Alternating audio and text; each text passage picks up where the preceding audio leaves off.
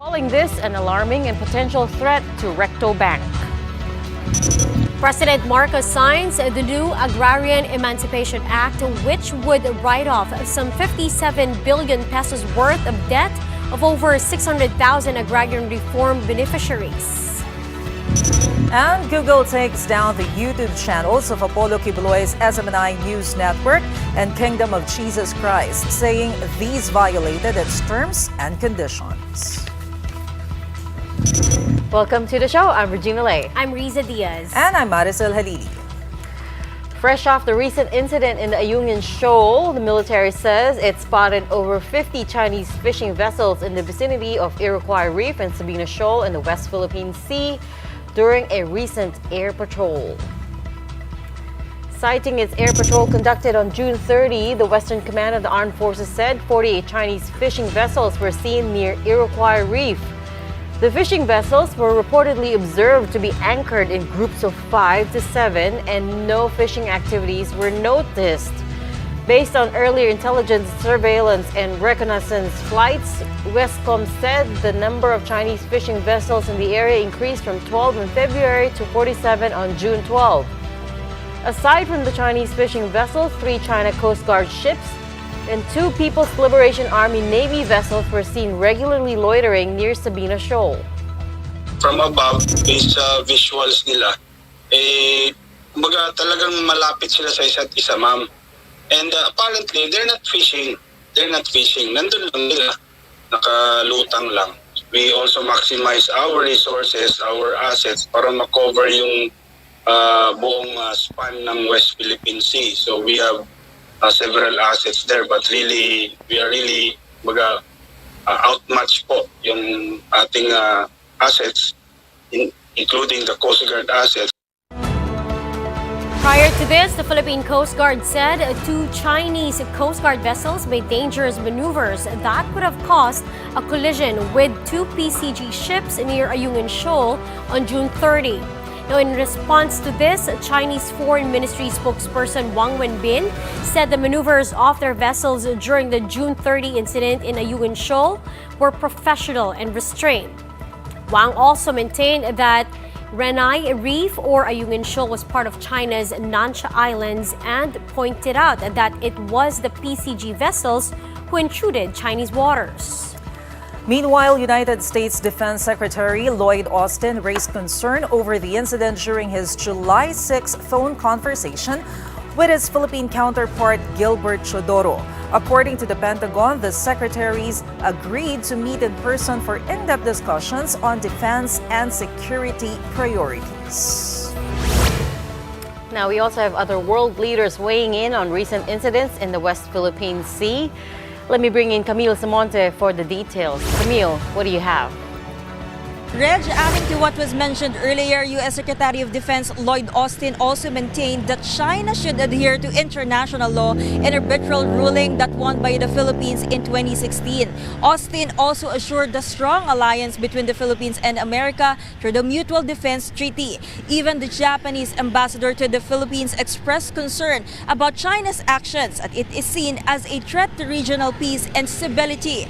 The Western Command and the Philippine Coast Guard have already submitted their reports as a basis for possible diplomatic protests against China. The Malacanang, meanwhile, have yet to release a statement regarding this matter. Reg? Thanks so much for that update, Camille Samonte. Okay, let's take a second to understand these key locations in the highly disputed West Philippine Sea. First up, Iroquois Reef, or for China, Hu Tengjiao. The reef is located at the southern end or reed bank, an area northeast of the Spratly Islands, thought to be rich in oil and gas. Now, Philippine hydrocarbon exploration in the area was postponed in 2011 following the Chinese harassment of a Philippine vessel surveying the area. Now, Ayungin Shoal, internationally known as Second Thomas Shoal and called Renai Reef by China, is part of the 200 nautical mile exclusive economic zone and a continental shelf of the Philippines. That, of course, is according to the 2016 decision of the Permanent Court of Arbitration. Now, claimed by several nations, the atoll or the ring-shaped coral reef is currently militarily occupied by the Philippines. Lastly, the Sabina Shoal, also known as Escoda Shoal or the Shanbinjiao in China, is located 123.6 nautical miles from Palawan Island. The Philippines puts it under the jurisdiction of Barangay Pag-asa, Kalayaan, Palawan. Now, like the Iroquois and Ayungin, Beijing claims that they have been China's traditional fishing grounds since ancient times and sends ships there on a regular basis.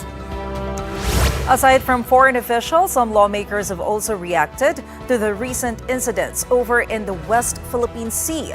Senator Risa Ontiveros blasted China's foreign ministry spokesperson Wang Wenbin, saying that he should stop with the lies and propaganda on the West Philippine Sea. The senator also insisted that the commotion happened on Ayungin Shoal, not Renai Reef, not Nansha Islands, and certainly not Chinese territory. For his part, Senator J.V. Ejercito said it is continually frustrating to hear that the country's pleas for China over its concerns in the WPS continue to fall on deaf ears. That's why he called on President Bongbong Marcos to speak with Chinese President Xi Jinping regarding this matter. That's the prerogative of the president. But siguro panahon na ang presidente na mismo ang dapat kumausap. One of our sworn duties to protect, fight for our territorial integrity. Well, here to help us make sense of things, we have with us live via Zoom International Development and Security Cooperation President Chester Cabalza. Chester, good evening. Welcome to The Big Story. Good evening. Thank you for having me. Thanks for this opportunity to share my insights. Our pleasure. Look, the topic is not new, right? Chinese aggression over disputed waters. We've been talking about this for a long time now, but it does feel like there has been an escalation of activities there. So I guess my first question to you is it time to sound the alarm?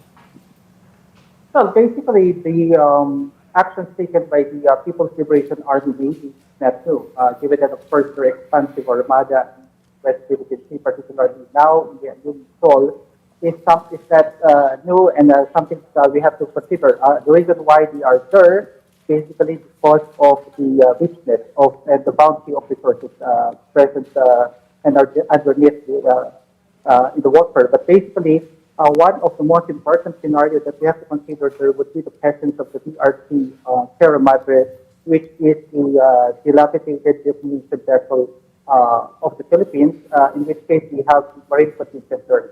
If you try to notice this, it is swarmed by Chinese vessels for the reasons that it could be possible that the DRC Sierra Madre can be sunk anytime soon by natural circumstances, due to weather conditions, or for unforeseen reasons at all. So it could be possible that they're waiting for this opportunity to happen, and it could also trigger them to assist invaded territory, because there were precedents in the past that in 1995 they were able to get our Mississippi. In 2012, we've seen the Scarborough standoff.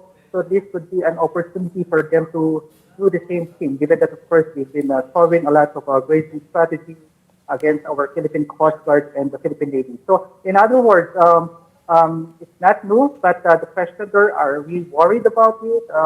That kind of scenario is a bit apprehensive on our side, given that, of course, we need stronger armed forces here, especially with coordination with the Philippine Coast Guard, and we really have to strengthen also our naval alliances with like-minded nations.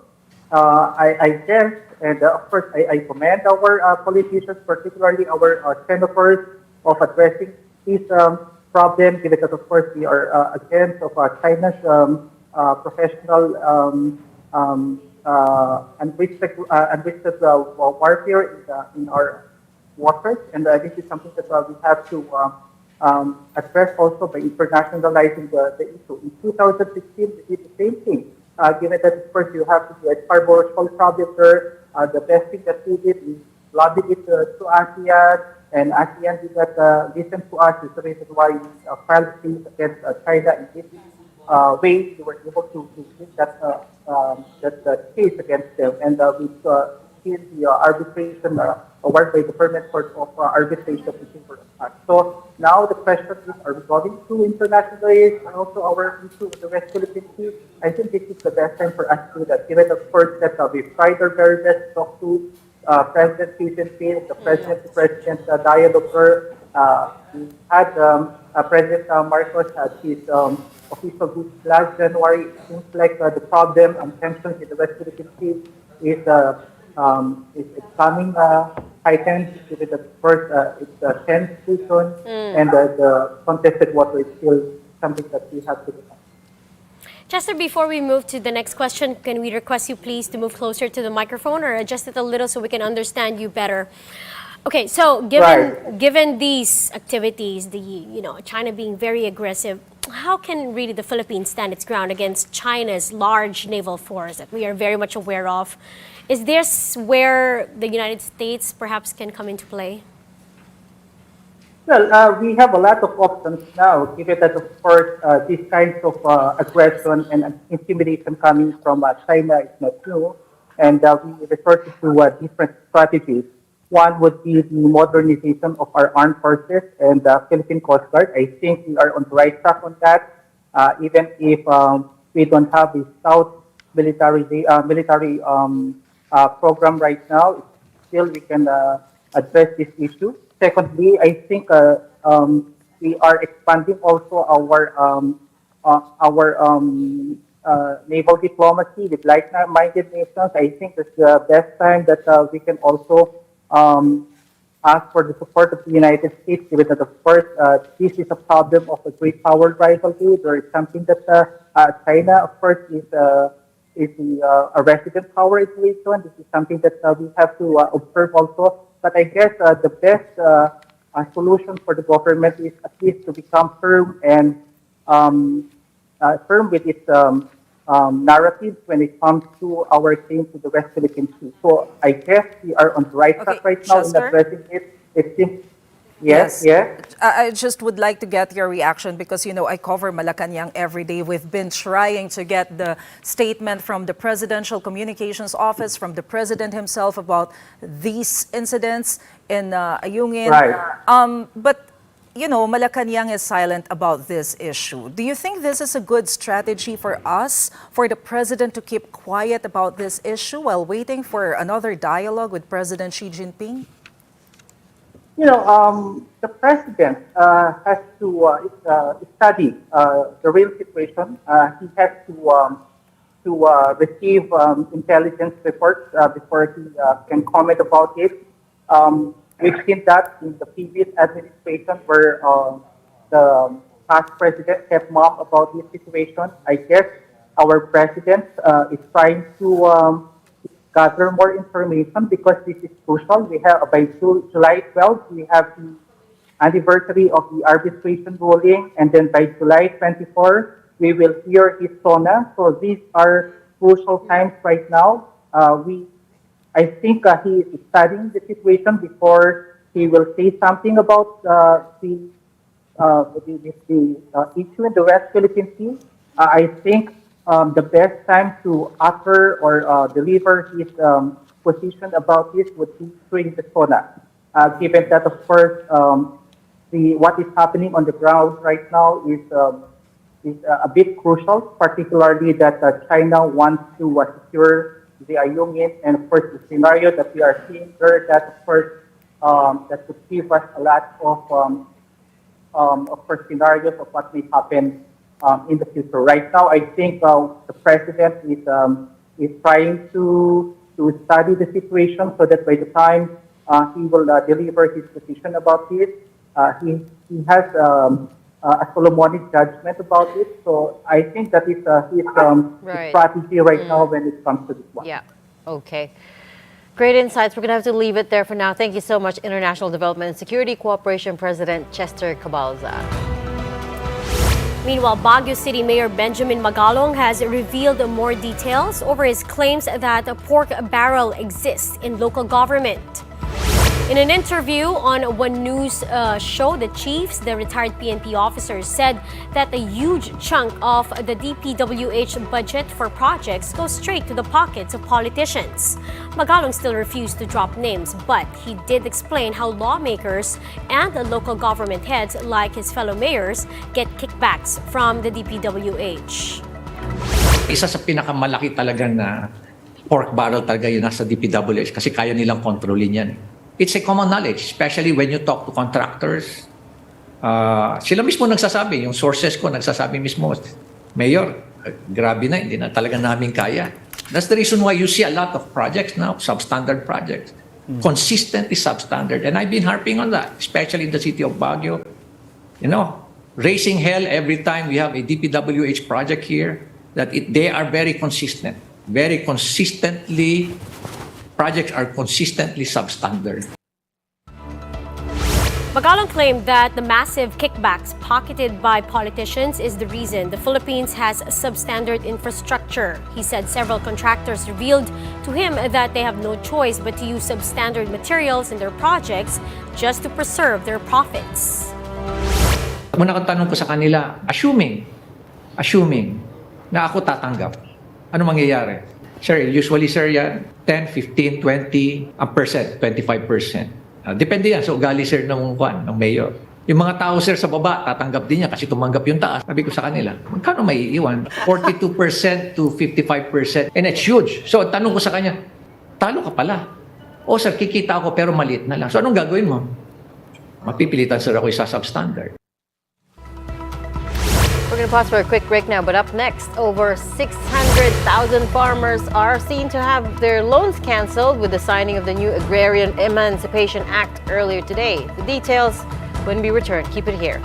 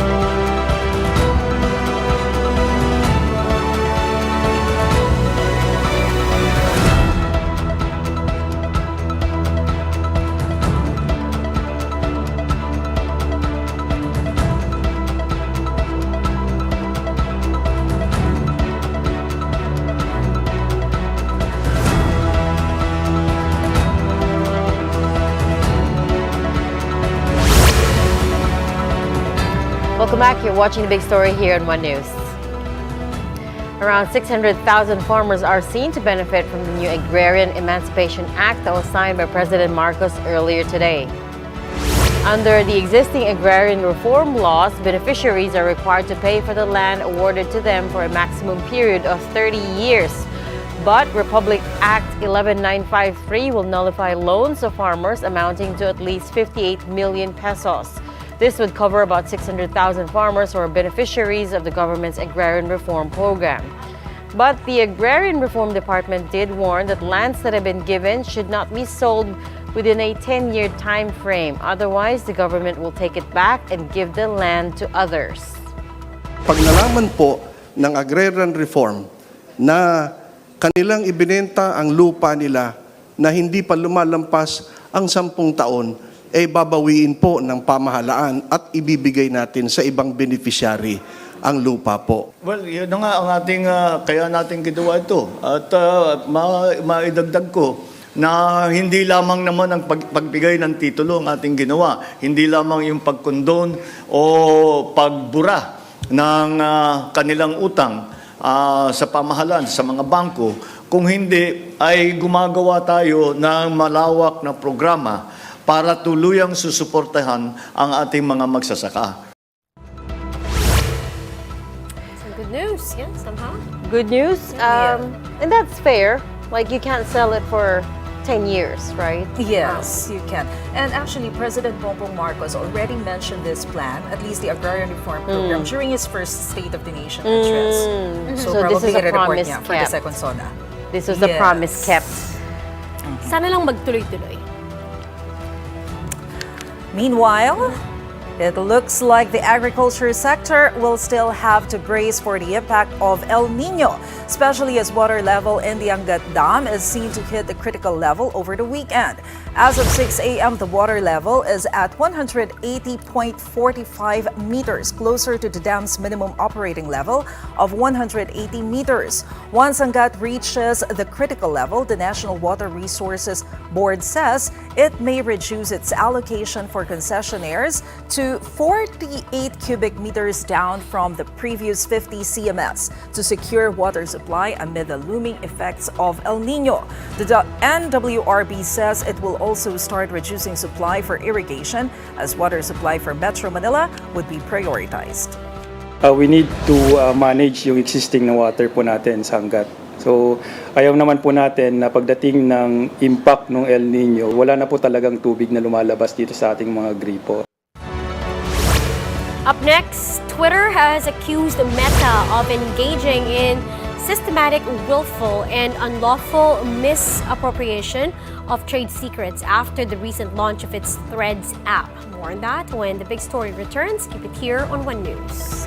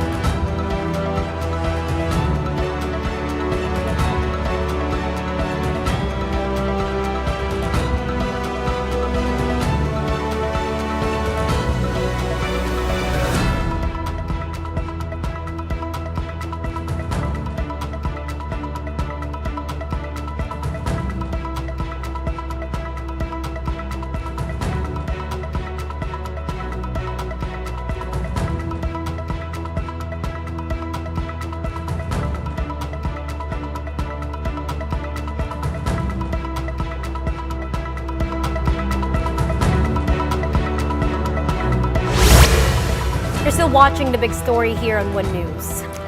2 weeks after YouTube took down the channel of alleged sex trafficker Pastor Apollo Kibuloy, the video sharing app also terminated today the channel of SMNI News, the broadcast arm of Kibuloy's church. Now, when you visit SMNI News channel, a tag says the account has been terminated due to violation of YouTube's terms of service. YouTube spokesperson also said that they have terminated other channels owned by Kibuloy, which are the Laban Kasama ang Bayan and KOJC or Kingdom of Jesus Christ. YouTube had earlier terminated Kibuloy's personal channel after an online creator flagged the controversial pastor's account, citing his standing arrest warrants with the FBI. YouTube said it took down Kibuloy's personal channel for being in violation of community guidelines. Earlier this week, video sharing platform TikTok also banned Kibuloy's account, citing the same violation. Now, this is significant because before it was took down, SMNI had 1.71 million subscribers. That's a lot. That's a lot, You can yes. imagine how much they make in ads, right? And from the views. And of course, we cannot deny their influence, especially during the time of former President Duterte. That's true. Sa kanila lang nagsasalita. Watch them go on Threads.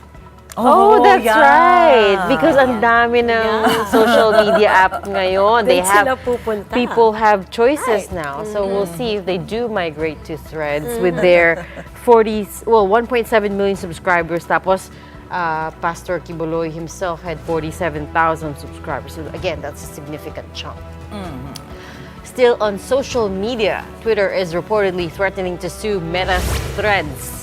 Twitter's lawyer Alex Spiro reportedly sent a letter accusing Meta of hiring former Twitter employees who had access to the site's trade secrets. But a former Twitter employee told Reuters they were not aware of any former staff working for Threads.